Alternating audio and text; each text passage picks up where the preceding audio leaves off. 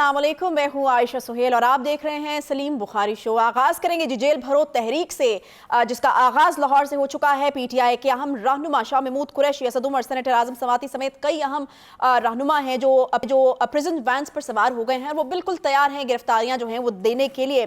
दफ़ा 144 के नफाज के हवाले से भी आपको इल्म है, उसकी जो खिलाफ वर्जी की जाएगी तो पीटीआई क़यादत के खिलाफ मुकदमा दर्ज करने का इस पर फैसला हुआ है। जेल भरो तहरीक आइन के तहफ़्फ़ुज़ के लिए, इलेक्शन के लिए परवेज़ इलाही साहब ने भी कहा और पीटीआई का मौक़िफ़ भी यही है। इसके अलावा बात होगी जी वफाकी वज़रा मशीर और मुआवनीन ख़ुसूसी जो हैं वो तनख्वाहें और मरात नहीं लेंगे, ये फैसला हो गया है। वज़ीर आज़म साहब ने ये फैसला किया और भी बड़े अहम फैसले जो हैं वो हुए हैं बचत करने के लिए।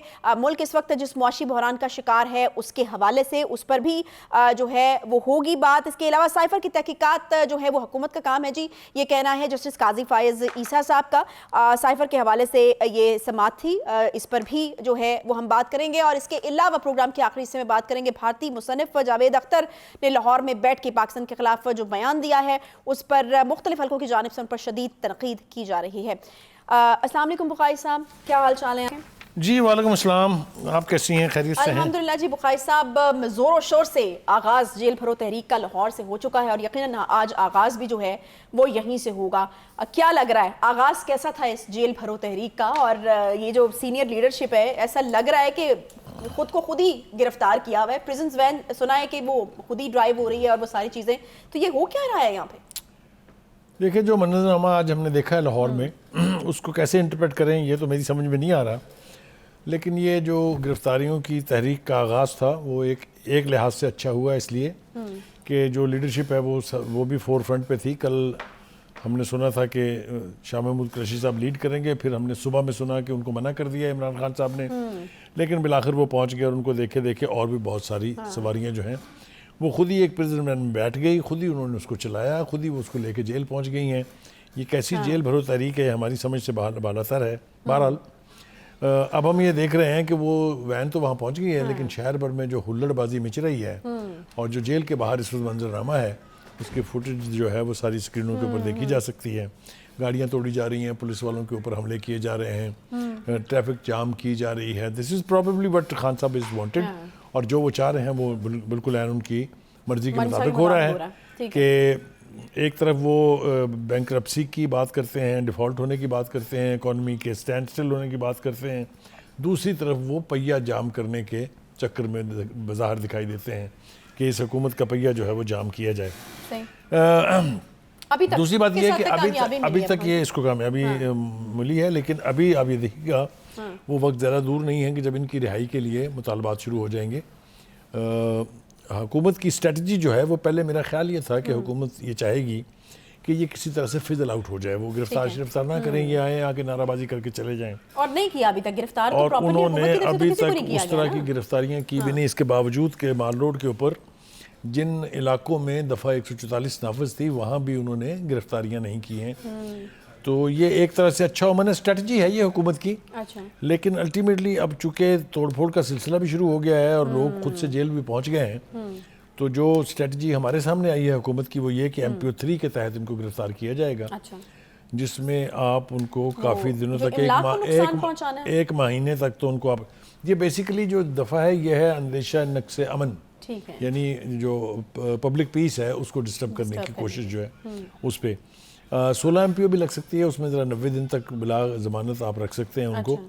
वो अवॉइड किया है हुकूमत ने, मैं समझता हूँ ये अच्छी बात है। इसको बजाय इसके कि एग्रावेट करके उस पॉइंट पर ले जाएं जहाँ से फिर वापसी मुमकिन ना हो, तो उन्होंने भी बहुत स्लोली यानी बहुत स्टडीली उन्होंने अपनी स्ट्रेटजी जो है वो अनफोल्ड की है। अच्छा बुखारी साहब, आपको याद है आज से लगभग 1 महीना पहले जब ये जेल भरो तहरीक के हवाले से बात हो रही थी तो हमने ये मंजरनामा बता दिया था अपने व्यूअर्स को। आपने कहा जी मुझे याद है अच्छी तरह से गिरफ्तारी किस चीज़ के ऊपर होनी है, फिर यकीनन तोड़फोड़ की जाएगी, हंगामा राय की जाएगी और फिर ये मंजरनामा हमने कहा था खुदा ना खास्ता ये मंजरनामा जो है वो हमें देखने को मिलेगा और वो मिल रहा है। हाँ, वो हमारी जैसा हमने डिस्कस किया था उसकी और हमारी तवक्को थी जैसी उसके ऐन मुताबिक हो रहा है सब कुछ।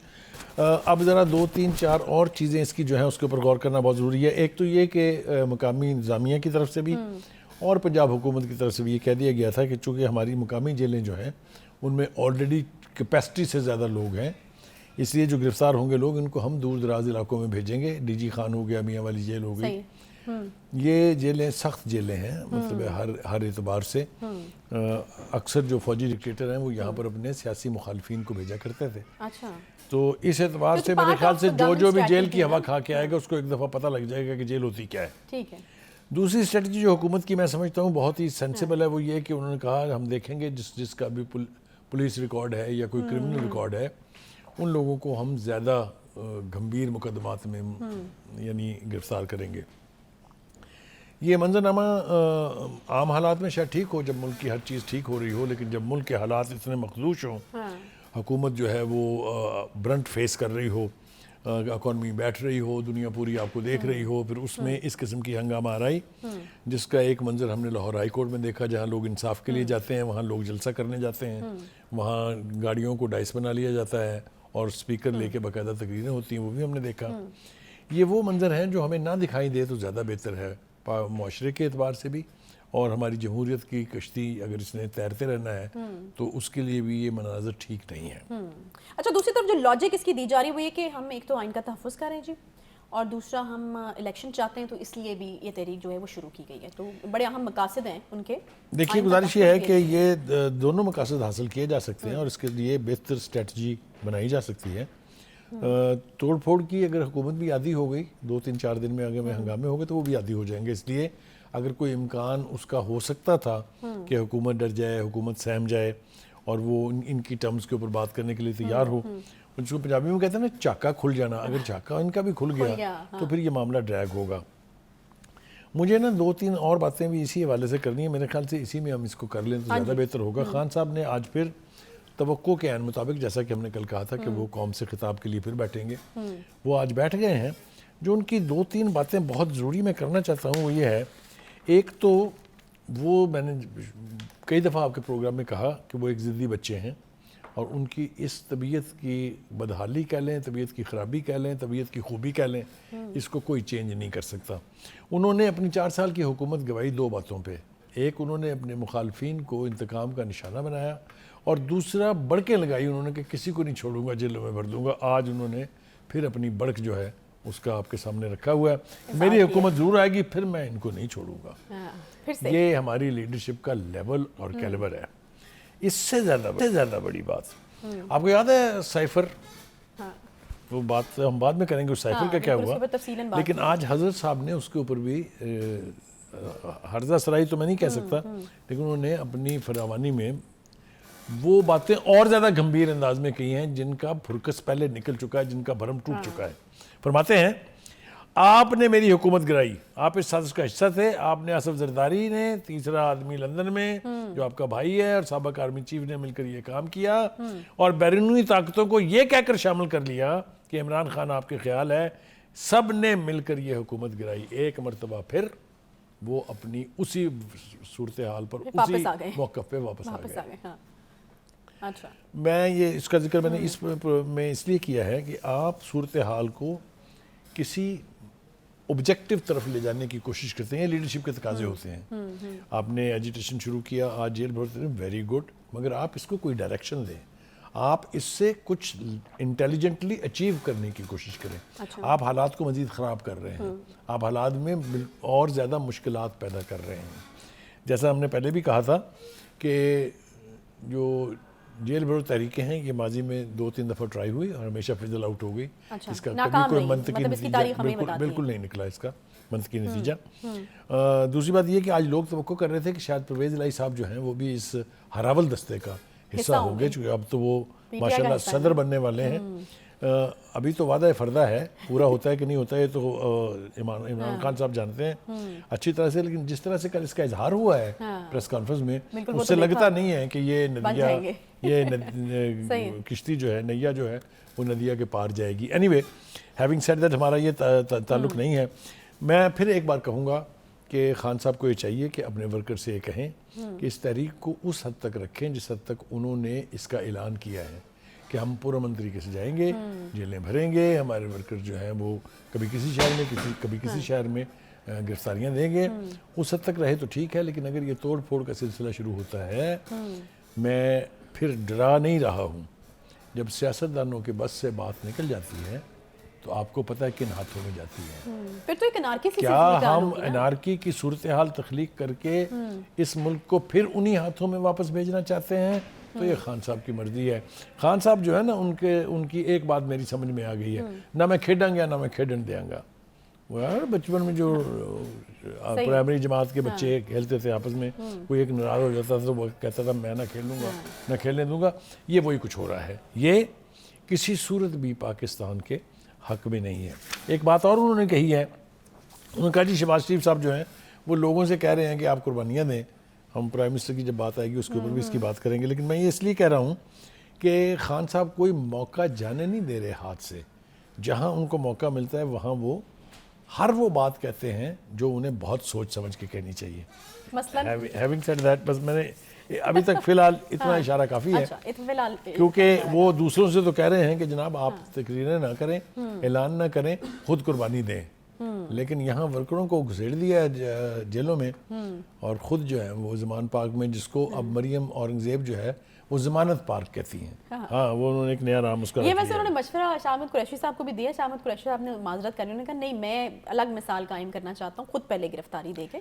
تو انہوں نے دیکھیے میں نے کہا کہ اس کا آغاز اچھا ہے, لیکن اس کو آبجیکٹیولی اگر آپ اسی طرف جانے دیں جس طرف آپ اس کو لے جانا چاہتے تھے تو وہ ٹھیک ہے. نہیں بخاری صاحب ویسے اتنے امن و امان کے ساتھ گرفتاریاں ہو سکتی ہیں, کیونکہ اس پہ جس طرح ہم نے پہلے بھی ڈسکس کیا تھا کہ مطلب آپ کہیں گے جی مجھے گرفتار کر لیں, تو گرفتاری کے لیے کوئی کرائم ہونا ضروری ہے. یہی ہوا کہ انہوں نے پولیس والوں نے باقاعدہ مائکرو فونز کے اوپر یہ اعلان کیا کہ ہمیں کوئی آرڈر نہیں ہے آپ کو گرفتار کرنے کا, لیکن اگر آپ گرفتار ہونا چاہتے ہیں تو پریزن وین کھڑی ہے, آپ مناسب سمجھے تو اس میں جا کے بیٹھ جائیں.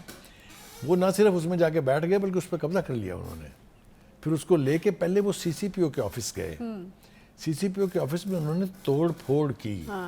جب یہ حکومت کی رٹ جو ہے, جو اسٹیبلش کرنے والے ادارے ہیں, جو لا انفورسرز ہیں, جب ان کے اوپر حملہ ہوگا تو پھر آگے سے پھولوں کے گلدستوں کی توقع تو نہیں رکھنی چاہیے. مگر میں کمپلیمنٹ کرنا چاہتا ہوں بلال کمیانہ کو, جو سی سی پی او ہیں, کہ انہوں نے بہت برداشت کا مظاہرہ کیا ہے.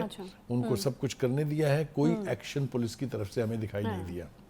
لیکن یہ بھی لامحدود نہیں ہو سکتا. یہ نہیں ہو سکتا کہ آپ صبح سے شام تک تھانوں کو توڑ پھوڑ کریں اور آپ کو کوئی پوچھے گا نہیں. وہ اب دیکھتے ہیں کہ اس حکومت کی جو اس وقت انٹرم گورنمنٹ ہے اس کی پیشنس کب جواب دیتی ہے. ابھی تک تو اس طرف سے ہم نے کوئی پینک نہیں دیکھا, اور نہ ہی ہم نے وہاں سے کوئی ایسا ڈٹرمنیشن دیکھا ہے کہ ہم ان کو سبق پڑھا کے. میں وہی پوچھنا چاہتی تھی کہ آپ کے خیال میں اسٹریٹجی ہے کیا نگران حکومت کی, کیونکہ مسلم لیگ نون کے لوگوں سے بھی جب یہ سوال ہوا تو انہوں نے جو ہے وہ معذرت کی, انہوں نے کہا ہمیں نہیں پتا. نگران حکومت جو اس وقت ڈیل کر رہی ہے ان کو ہی پتا ہے کہ ان کی کیا حکمت ہے. دیکھیے نگران حکومت کی اور ذمہ داریوں کے علاوہ سب سے بڑی ذمہ داری یہ ہے کہ وہ لا اینڈ آرڈر کی صورتحال کو قابو میں رکھیں. یہ کسی بھی گورنمنٹ کا مینڈیٹ ہے, اور اس کو وائلیٹ کرنے کی ایک حد تک اجازت دی جا سکتی ہے. آپ کا جمہوری حق ہے آپ احتجاج کریں, آپ کا جمہوری حق ہے آپ نعرے بازی کریں, لیکن آپ کا یہ حق نہیں ہے کہ آپ پولیس کی گاڑیاں توڑ دیں, آپ پولیس کے تھانے توڑ دیں, آپ سی سی پی او کے آفس پہ چڑھ دوڑیں. یہ میرے خیال سے اس کو اوائڈ کرنا چاہیے, کیونکہ جب خان صاحب خود حکومت میں تھے, اور اس وقت میں ایک واقعہ مجھے یاد آتا ہے جو نیب کے دفتر کے اوپر مریم نواز آئی تھی, اگر آپ کو یاد ہو, ان کے ساتھ ورکرز آئے تھے, ان پر اٹیک ہوا تھا, انہوں نے جواب میں پتھر شتھر مارے. تو باقاعدہ یہ پروجیکشن تھی کہ مریم نواز صاحبہ بوریاں بھر کے پتھروں کی ساتھ لائی تھی اپنی گاڑیوں میں, اور وہ آ کے انہوں نے اندر دھند بارش کر دی. تو وہ اسی کیفیت میں واپس جائیں اور فیل کریں کہ جب ایسا ہوتا ہے تو پھر کیسے لگتا ہے. تو وہ مجھے اس کا کوئی چانس دکھائی نہیں دیتا. خان صاحب نہ کھیلیں گے نہ کھیلنے دیں گے کہ کے مصداق وہ کوشش کریں گے جس سے public peace, public order, law and order جو ہے اس کی صورتحال بگڑے.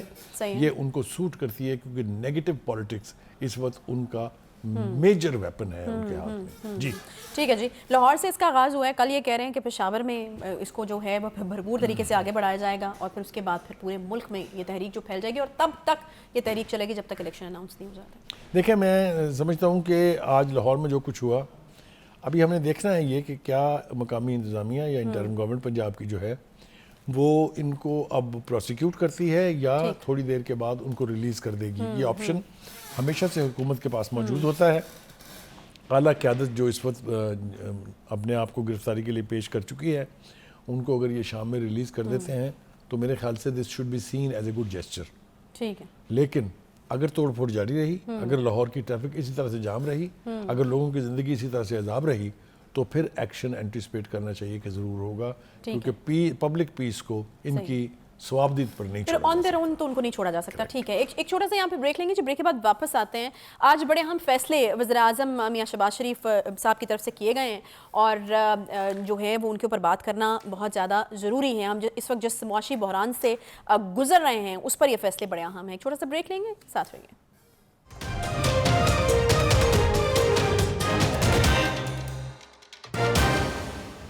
ویلکم بیک جی. بریک کے بعد ایک بار پھر سے آپ کو خوش آمدید کہتے ہیں. بڑے اہم فیصلے وزیر اعظم میاں شہباز شریف کی جانب سے آج کیے گئے ہیں. وفاقی وزراء، مشیر، معاونین خصوصی تنخواہیں اور مرات نہ لینے کا فیصلہ. وزراء گیس، بجلی اور پانی کے بل جو ہے وہ جیب سے بھریں گے.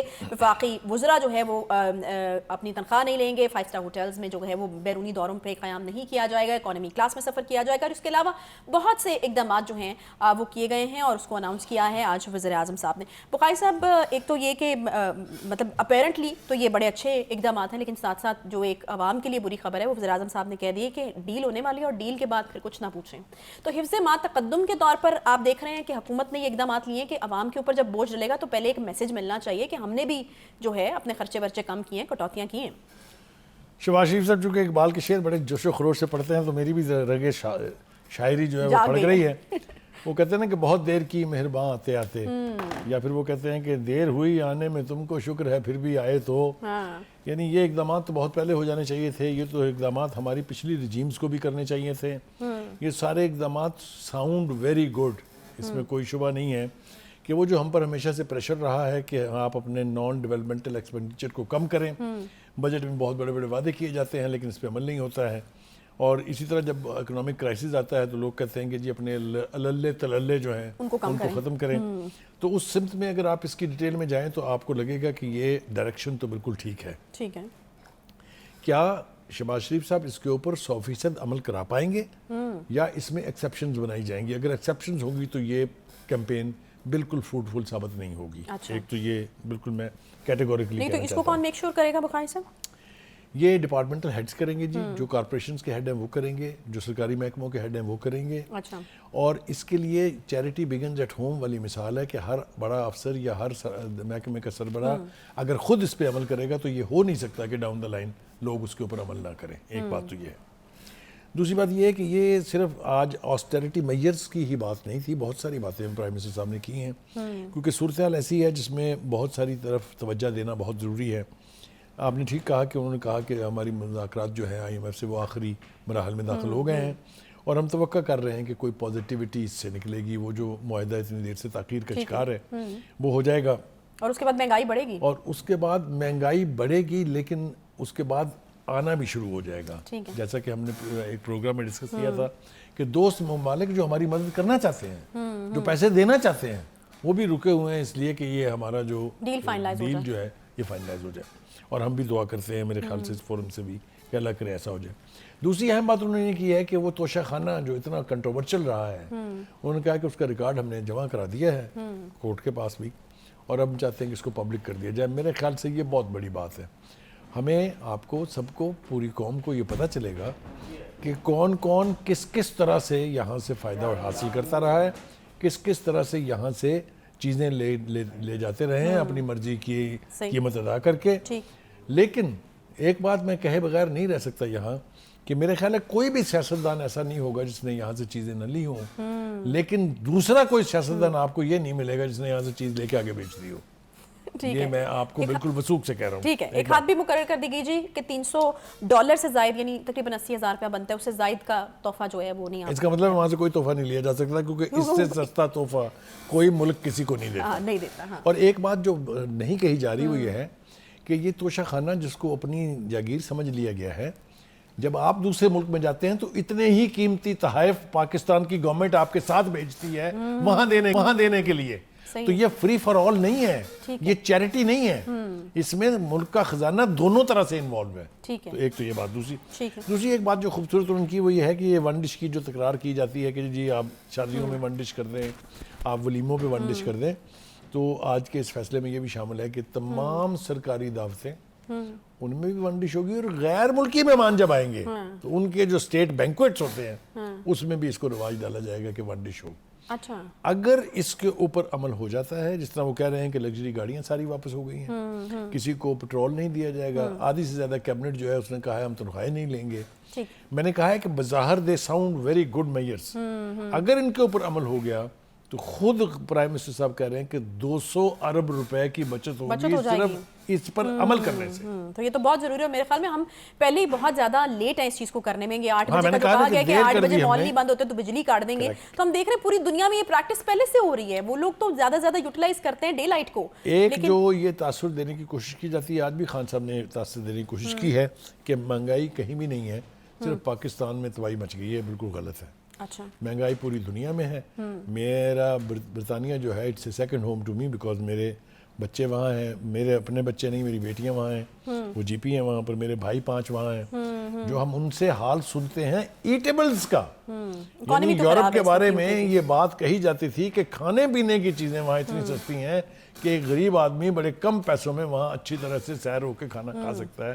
یہ صورتحال وہاں بھی اب نہیں ہے. صحیح, ٹھیک ہے. دوسری بات یہ ہے کہ آپ نے کہا کہ پیٹرول کی قیمتیں انٹرنیشنل مارکیٹ میں کم ہو گئی ہیں, لیکن ہمارے ہاں یہ الٹ اس لیے ہے کہ ہم آئی ایم ایف کی کنڈیشنلٹیز کے محتاج ہیں. اور ہمیں ان کے اللہ مطابق کرے کہ کوئی ایسا سربراہ مملکت آئے یا سربراہ حکومت آئے جو ان چیزوں سے نجات دلائے ہمیں, اور آئی ایم ایف کی یہ جو تلوار. چلیں, امید تو اچھی کی جا سکتی ہے. بخاری صاحب, ایک اور اہم معاملہ ہے جس کو ہم نے اسی سیگمنٹ میں ڈسکس کرنا ہے. سائفر کی تحقیقات حکومت کا کام ہے. جسٹس قاضی فائز عیسیٰ نے بڑا کیٹیگوریکلی ایک بڑا سٹینڈ لیا. انہوں نے کہا سنی سنائی باتوں پر تحقیقات جو ہے وہ نہیں ہو سکتی. یہ ساتھ ہی پارلیمنٹ کی بلڈنگ ہے, جائیں وہاں پر, اختیار ہمیں دیں تو پھر ہم کچھ کرتے ہیں. دیکھیے, پی ٹی آئی کی قیادت کی طرف سے تسلسل کے ساتھ ایک مطالبہ کیا جا رہا تھا کہ جی ہم نے اسپیکر نے ایک خط لکھا تھا سپریم کورٹ کو, جس کے اوپر کوئی عمل نہیں ہوا, جس کے اوپر بات آگے نہیں بڑھی, تفتیش نہیں کرائی گئی, اس کے اوپر کوئی تحقیقات کرا کے کوئی فیصلہ نہیں دیا گیا. آخرکار یہ سارا معاملہ جو ہے یہ پہنچا قاضی فائز عیسیٰ صاحب کی ٹیبل پہ, جن کے بارے میں یہ کہا جاتا ہے کہ وہ دبنگ فیصلے کرتے ہیں اور کوئی ایمبیگوٹی نہیں چھوڑتے اپنے فیصلے میں. انہوں نے ایمبیگوٹی نہیں چھوڑی ہے. جو سب سے بڑی بات انہوں نے کی ہے وہ یہ کہ mister prime minister, the then prime minister which means Khan صاحب, اچھا, یہ آپ کے دور میں ہوا تھا, تو آپ نے کیوں زحمت نہیں فرمائی اس کی تحقیقات کرا کے اس کو منطقی نتیجے تک پہنچانے کی. آپ جو یہ کاغذ لہرا کے جلسوں کے اندر تقاریر فرماتے رہے, آپ کا کام تھا نا کہ اس وقت اس کی انویسٹیگیشن کر کے اس کی صحیح جگہ تک پہنچا جا سکتا. جو بات انہوں نے نہیں کہی ہے لیکن امپلائڈلی وہ انڈرسٹینڈیبل ہے کہ اس کے اوپر 2 نیشنل سیکورٹی کمیٹی کی میٹنگز ہو چکی ہیں. اس کے اوپر 2 ملک کی ایپک جو انٹیلیجنس ایجنسیز ہیں وہ تھورو انویسٹیگیشن کر چکی ہیں, and no element of conspiracy was found any where. یہ انہوں نے کہا نہیں ہے لیکن امپلائڈ ہے ان کے فیصلے میں. اٹ از کوائٹ لاجیکل بخاری صاحب کہ اگر حکومت آپ کی ہے تو پھر تحقیقات کا آغاز تو وہیں سے ہونا چاہیے تھا اس وقت. اور پھر ایک اور بات جو انہوں نے کی, انہوں نے کہا کہ آپ اور بھی بڑے میئرز جو ہیں وہ لے سکتے تھے, پھر آپ سفارتی تعلقات ختم کرتے ان کے ساتھ. کریکٹ. دوسرا انہوں نے یہ کہا کہ یہ بالکل ایسے ہی ہے کہ میں ایک کاغذ لہراؤں اور یہ کہوں کہ فلاں وکیل مجھے قتل کرنا چاہتا ہے, اور اس کا کوئی ثبوت نہیں ہے, اور اس کا کوئی ثبوت نہ ہو, تو آپ مجھے بتائیے کیا حیثیت رہ جائے گی, کن گراؤنڈز کے اوپر تحقیقات کی جائیں. دوسری بات یہ ہے کہ وہ جو ویڈیو لیکس ہیں اور آڈیو لیکس جو ہیں اس کا بھی حوالہ انہوں نے اپنی ججمنٹ میں دیا ہے. رائنا سلام اللہ کے بیان کا حوالہ بھی اس میں آیا ہے. میں کہنا یہ چاہتا ہوں کہ آپ ضرور کریں, اگر آپ سمجھتے ہیں کہ کسی نے کانسپریسی کی ہے, they should be exposed. لیکن اگر یہی حال ہے کہ آپ اتنا بڑا بیانیہ بنائیں اور پھر جب سے آپ حکومت سے نکلے ہیں آپ اس کوششوں میں رہیں کہ اسی ملک سے جس پر آپ نے الزام لگایا تھا کسی طرح سے آپ کے تعلقات ٹھیک ہو جائیں, یہ تو آپ کے سامنے ہے نا, اس میں تو کوئی دو رائے نہیں ہے. وہ جو فواد چودھری صاحب اچھل کے جو بیانات جاری کرتے تھے, وہ ابھی 3-4 دن پہلے امریکن ایمبیسڈر سے ملے ہیں اور خواہش کا اظہار کیا کہ ہم تعلقات کو وہی واپس اسی نہج پہ لانا چاہتے ہیں. لیکن خواہش صاحب یہ بھی بڑی مزے کا خیز قسم کی بات ہے نا کہ دیکھیں آپ ایک طرف الزام لگاتے ہیں, اداروں کو انوالو کرتے ہیں, آپ تحقیقات کریں, دوسری طرف آپ کہتے ہیں امریکہ جو ہے وہ آگے بڑھے اور جو ہے وہ تعلقات جو ہیں ان کو ٹھیک کیا جائے. تو یہ سمجھ نہیں آتی کچھ. دوسری بات جو قاضی فائز عیسیٰ نے بہت خوبصورت کہی ہے, اس نے کہا دیکھیں جو حکومت کے معاملہ جات ہیں اس میں ہم نہیں جانا چاہتے, اور جو ہمارے معاملہ جات ہیں اس میں حکومت کو نہیں آنا چاہیے, اور ساتھ ہی مشورہ دیا کہ جائیں پارلیمنٹ ہے اس کام کے لیے, سارے فیصلے پارلیمنٹ کے اندر کریں. میرے خیال سے ہمارے سیاستدانوں کو شرم آنی چاہیے, کسی بھی پارٹی سے ان کا تعلق ہو, کہ ان کو عدالتیں یہ مشورے دے رہی ہوں کہ وہ خدا کے واسطے اپنا اپنے معاملہ جات جو ہیں وہ پارلیمنٹ کے اندر طے کریں, مت انوالو کریں عدالتوں کو. بہت بڑا میسج ہے یہ. اس وقت جتنے معاملہ جات عدالتوں کے سپرد ہوئے ہیں نا, چاہے وہ الیکشن کا معاملہ ہے, چاہے وہ ABCD, چاہے توشہ خانہ, چاہے کچھ, یہ سارے وہ کہتے ہیں یہ معاملہ جات حکومت کو. اور بخاری صاحب ایونچولی پھر ہم دیکھتے ہیں کہ کتنا نقصان ہوتا ہے پھر ادارے کو, جب آپ اداروں کو انوالو کر لیتے ہیں ہر چیز کے اندر, تو پھر ایک کوئی بات کرتا ہے, کوئی بات کرتا ہے, پھر ادارے بھی بدنام ہوتے ہیں اس طرح سے. تو پھر یہ بڑی جو ہے وہ کنٹروورشل سی سچویشن. اصل میں بات یہ ہے, ہماری بدقسمتی یہ ہے کہ ہمارے سیاستدان اور ہمارے حکمران جو چیز دوسرے کے لیے ٹھیک نہیں سمجھتے وہ خود کرتے ہیں, اور جو اس دوسرا کرتا ہے اس کو اپنے لیے غلط یا دوسرے کے لیے غلط ثابت کر کے پوائنٹ سکورنگ کرتے ہیں. نیت یہ نہیں ہے کہ معاملہ جات کو سدھارا جائے, نیت یہ نہیں ہے کہ ایک اچھی روایت قائم کی جائے. میں نے آپ کو بتایا نا کہ خان صاحب جو ہیں وہ اتنا عرصہ حکومت سے نکلنے کے بعد پھر وہ اسی نعرے پہ قائم ہے, میں آؤں گا, میں تو چھڑنا نہیں. یہ کیا سیاست ہے یار؟ یہ سیاست تو آپ اپنے موقف کی نگیشن خود کر رہے ہیں. صحیح, ٹھیک ہے. ایک چھوٹا سا یہاں پہ بریک لگیں گے, جب بریک کے بعد واپس آئیں گے تو بات کرنی میں بھارتی مصنف جاوید اختر کا جو لاہور کا دورہ تھا وہ کافی متنازع ہوتا چلا جا رہا ہے ان کے اپنے متنازع بیان کی وجہ سے. اس پر بات کریں گے چھوٹے سے بریک کے بعد. ساتھ رہیں.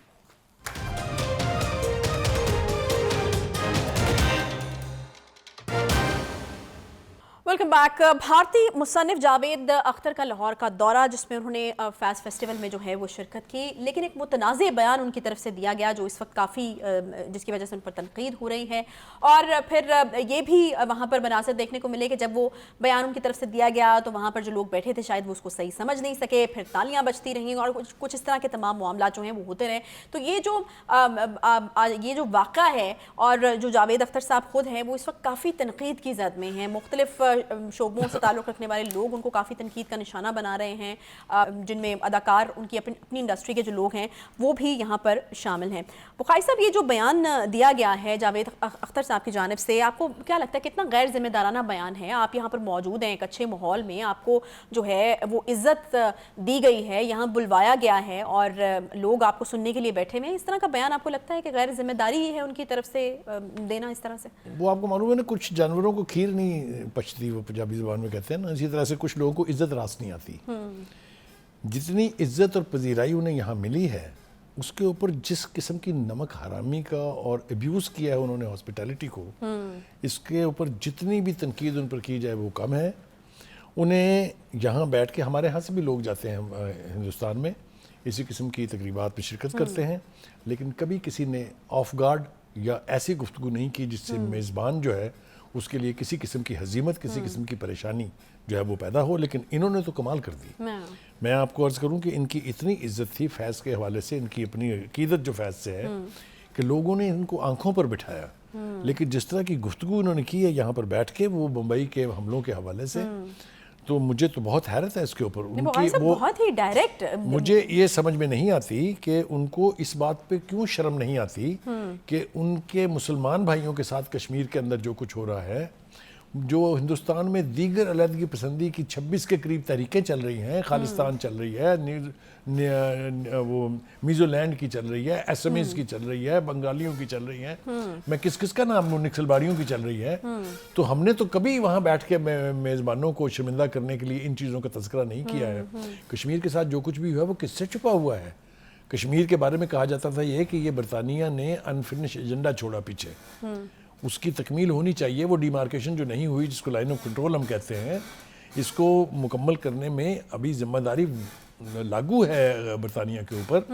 لیکن کشمیر میں عورتوں کی عزتیں لوٹی گئی, کشمیر میں نوجوانوں کو بلا جواز قتل کیا گیا, وہاں کی پولیٹیکل قیادت کو سال کے لیے جیلوں کے یعنی قید و بند کی صحبتوں میں رکھا گیا. وہ تو نظر نہیں آتی ان کو. خیر صاحب, کیا ایجنڈا ہو سکتا ہے آؤٹ آف آل یہ سارے ایجنڈا از کہ میں اس کی تفصیل میں جانے کا شاید وقت نہیں ہے اس وقت.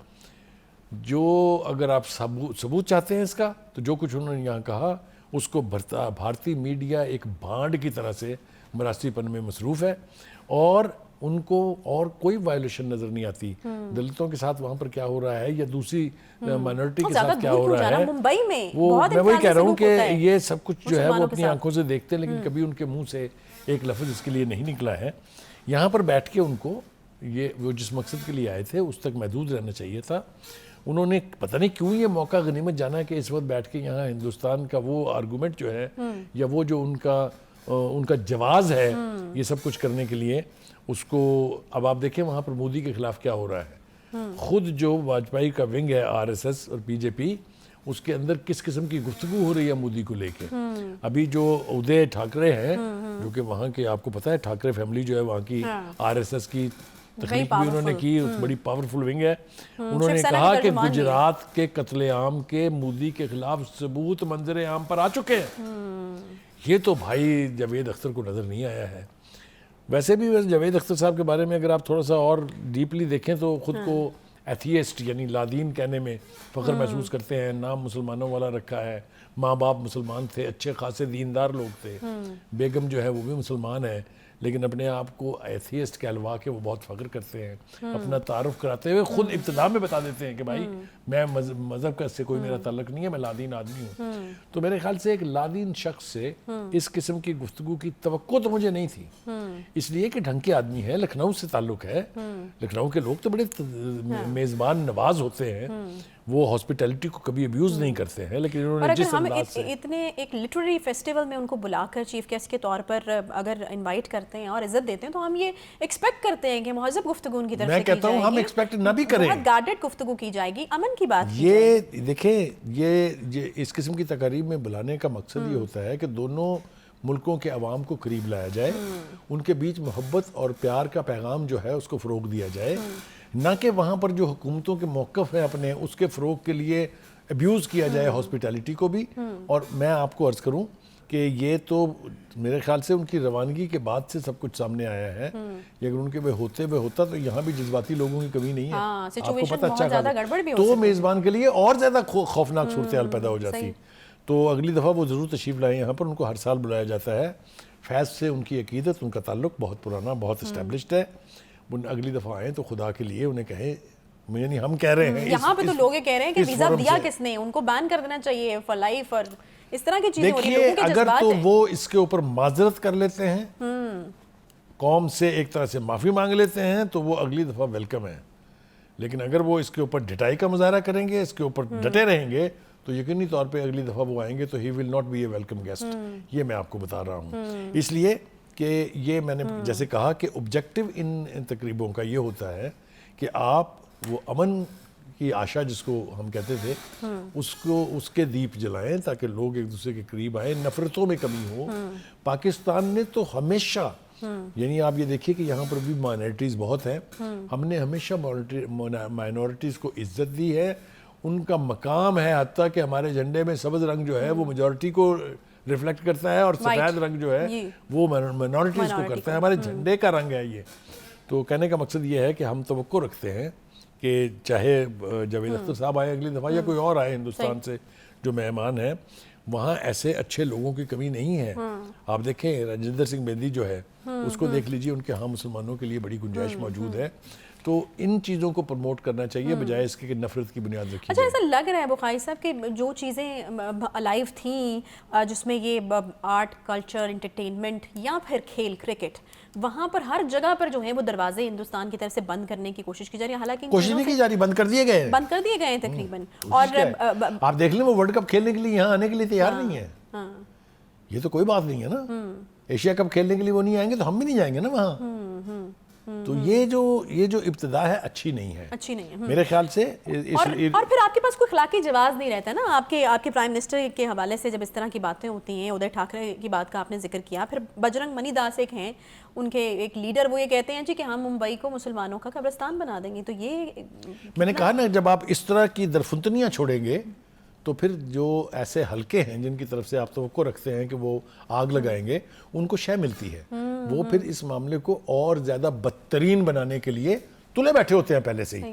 میں آپ کو عرض کروں کہ انہوں نے یہاں پر جب سے وہ تشریف لائے ان کو بہت پذیرائی ملی اور دل ایک طرح سے خوش تھا کہ شاید یہ وہ فورم ہے جہاں سے محبتیں بڑھیں گی, لوگ ایک دوسرے کے قریب آئیں گے. لیکن جاتے جاتے وہ سارے کے اوپر پانی پھیر گئے ہیں. یہ سارے اوپر پانی پھیرنے کے مترادف ہے. ہم توقع کریں گے جاوید اختر صاحب سے اس اپنے فورم سے کہ آپ اس کا احساس کیجئے کہ آپ سے دانستہ یا غیر دانستہ طور پر غلطی ہوئی ہے، اور پاکستانیوں کے جذبات مجروح ہیں، آپ اور کچھ نہیں تو ایک وضاحت دے دیجئے کہ آپ کا مقصد یہ نہیں تھا، اور اگر یہ غلط بات، اگر میری بات کا غلط مطلب لیا گیا ہے تو میں اس پہ شرمندہ ہوں، تو شاید پھر یہ بات آگے نہ بڑھے. لیکن اگر یہ ابتدا پڑ گئی ہے تو پھر آگے کیا ہوگا اس کی ذمہ داری بھی جاوید اختر صاحب کی. بالکل. ویسے یہ بات بھی سمجھ سے باہر ہے بخاری صاحب کہ مطلب جب وہاں پر اس طرح کے اتنے لوگ موجود ہیں، سیاستدان موجود ہیں، سیاست تو پاکستان انڈیا کے درمیان ہوتی، تو اس طرح کے لوگوں کو کیا ضرورت ہے کہ وہ خود اپنا جو پارٹ ہے وہ ادا کریں اس طرح کی چیزوں کے اندر؟ ان سے تو ایکسپیکٹ کیا دیکھیں ان جاتا کا ہے کہ تعلق جو ہے وہ چونکہ فنون لطیفہ سے ہے، وہ شاعر بھی ہیں، وہ فلم میکر بھی ہیں، وہ فلموں کے گیت لکھتے ہیں، اور ان کی پذیرائی پوری دنیا میں ہے، صرف ہندوستان اور پاکستان میں نہیں ہے. تو ان کو تو اپنا بہت دل کھلا رکھنا چاہیے، ان کے اندر باعث نہیں ہونا چاہیے. اور خاص طور سے جو ہندوستان کی ایکسٹریمسٹ پارٹیز ہیں ان کے موقف کو ایک ایسے ملک میں بیٹھ کے دہرانا جہاں پر پہلے سے مخاصمت کی فیلنگ ہو، وہ میرے خیال سے جس کو کہتے ہیں نا کہ آگ دکھانے والی بات ہے صورتحال کو. تھینک یو جی بخاری صاحب. پروگرام کا وقت ہمارا ختم ہو گیا ہے. انشاءاللہ آپ سے کل ملاقات ہوگی. خیال رکھیے اپنا. اللہ حافظ.